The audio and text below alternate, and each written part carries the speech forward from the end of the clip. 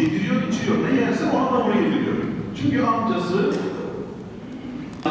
bakımına aldığı, bakın, Hz. Muhammed Aleyhisselam'ın dizi şu anda da biz günde 2 vakit namaz kılıyoruz. İlk etapta öyleydi. Amcasının evladını tepkiyle karşıladı. Bugün çok iyi bir şey. Elhamdülillah, elhamdülillah, elhamdülillahi Rabbil alemin. Esselatu ve selamu ala Resulina Muhammedin ve ala alihi ve sahbihi ecma'in. Neşhedü en la ilahe illallah vahdehu la şerike leh ve neşhedü enne seyyidina Muhammeden abduhu ve resuluhu. Amma ba'du fe ya ibadallah, ittakullaha ve ati'uhu. إن الله مع الذين اتقوا والذين هم محسنون. أعوذ بالله من الشيطان الرجيم. بسم الله الرحمن الرحيم. ومن يسلم وجهه إلى الله هو محسن فقد استمسك بالعروة الوثقى وإلى الله عاقبة الأمور. صدق الله العظيم. وقال رسول الله صلى الله عليه وسلم من أحب لقاء الله أحب الله لقاءه ومن كره لقاء الله كره الله لقاءه. صدق رسول الله فيما قال أو كما قال. Muhterem Müslümanlar, okuduğum ayet-i kerimede Yüce Rabbimiz şöyle buyuruyorlar: her kim İyilik yaparak kendini Allah'a teslim ederse şüphesiz en sağlam kulpa düşmüştür. İşlerin sonu ancak Allah'a varır. Okuduğum hadis-i şerifte ise Resul-i Ekrem Aleyhisselatü Vesselam Efendimiz şöyle buyuruyorlar: kim Allah'a kavuşmayı arzu ederse Allah da o kimseye kavuşmayı arzu eder. Kim de Allah'a kavuşmaktan hoşlanmazsa Allah Teala da o kimseye kavuşmaktan hoşlanmaz. Aziz müminler, varlığımızın yegane sebebi Allah Teala'dır. Onun ol emriyle gökler ve yer arasındaki bütün varlıklar dünya hayatındaki yerini alır. Bizleri yoktan var eden, kudreti, ihsanı ve yardımı ile yaşatan, nimet verip sınayan O'dur. Sabah uyandığımız andan gece uykuya varana kadar aldığımız her nefeste, attığımız her adımda, verdiğimiz her kararda Allah'a karşı sorumluluğumuz vardır. Peygamber Efendimiz sallallahu aleyhi ve sellem bir hadis-i şerifinde bu sorumluluğu şöyle anlatır: Allah'ın kulları üzerindeki hakkı, kulların sadece ona ibadet etmeleri ve hiçbir şeyi ona ortak koşmamalarıdır. Bunu yaptıkları takdirde Allah'ın kuluna azap etmemesi ve onu cennetine koyması Cenab-ı Hakk'ın mümin kullarına vaadidir. Değerli Müslümanlar, Yüce Rabbimiz samimiyetle kendisine iman eden kullarından razı olur. İmanından samimi olmak, gönülden ibadet etmeyi ve güzel ahlaka uygun yaşamayı beraberinde getirir. Mümin Allah-u Teala'ya olan muhabbetini, saygısını ve bağlılığını ibadetleri kadar temiz ve nezih davranışlarıyla da gösterir. Allah-u Teala mümin kullarının dua ve yakarışlarına icabet eder. Rızasına erişmek için çalışanları yalnız ve yardımsız bırakmaz. Kul her ne zaman mete nasrullah, yani Allah'ın yardımı ne zaman gelecek diye niyazda bulunursa Rabbimiz Teala'da "Ela inne nasrallahi qarib." Bilesiniz ki Allah'ın yardımı yakındır müjdesiyle onu karşılar. Nitekim bir hadisi kutsiyle sevgili Peygamberimiz Cenab-ı Hakk'ın şöyle buyurduğunu bize nakleder. Ben kulumun benim hakkımdaki zannı ne ise öyleyim. Beni andığında onunla beraberim.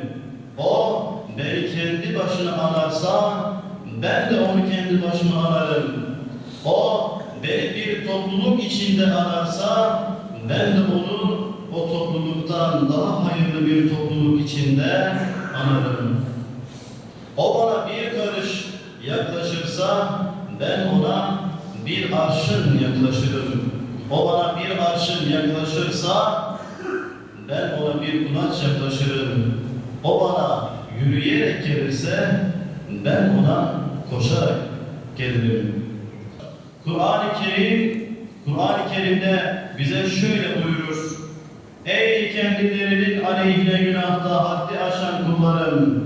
Allah'ın rahmetinden ümidinizi kesmeyin. Şüphesiz Allah Teala bütün günahları affeder.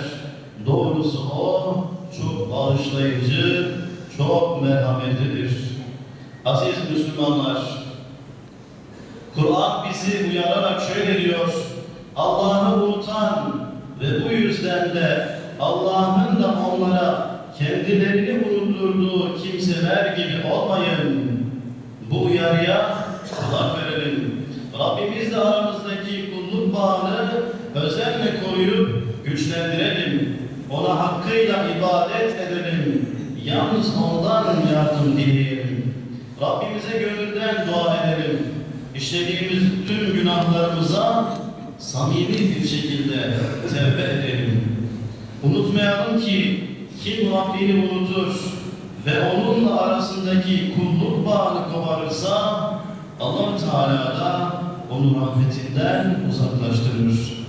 Dünyada yüreğine korku salar, ahirette yüzüne bakmaz ve onu büyük bir azaba uğratır.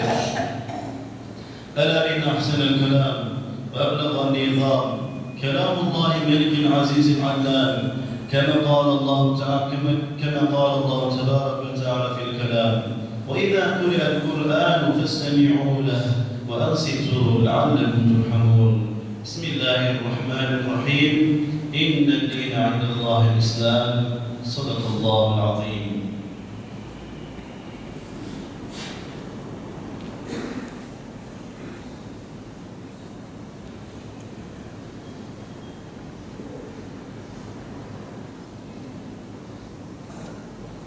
الحمد لله حمد الكاملين والصلاة والسلام على رسولنا محمد وعلى آله وصحبه أجمعين تعظيما لنبيه وتكريما لصفيه فقال عز وجل من قائل مخبرا وآمرا إن الله وملائكته يصلون على النبي يا أيها الذين آمنوا صلوا عليه وسلموا تسليما لبيك اللهم صل على محمد وعلى آل محمد كما صليت على إبراهيم وعلى آل إبراهيم إنك حميد مجيد اللهم بارك على محمد وعلى آل محمد كما باركت على إبراهيم وعلى آل إبراهيم إنك حميد مجيد Allah'ım İslam'a ve Müslümanlara yardım et.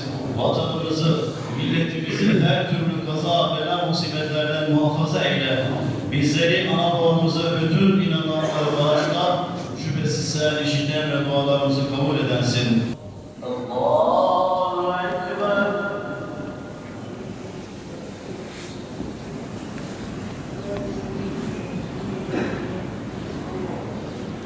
Elhamdülillahi Rabbil alemin. Errahmanirrahim. Maliki yevmiddin. İyyâke na'budu ve iyyâke nesta'in. اهدنا الصراط المستقيم صراط الذين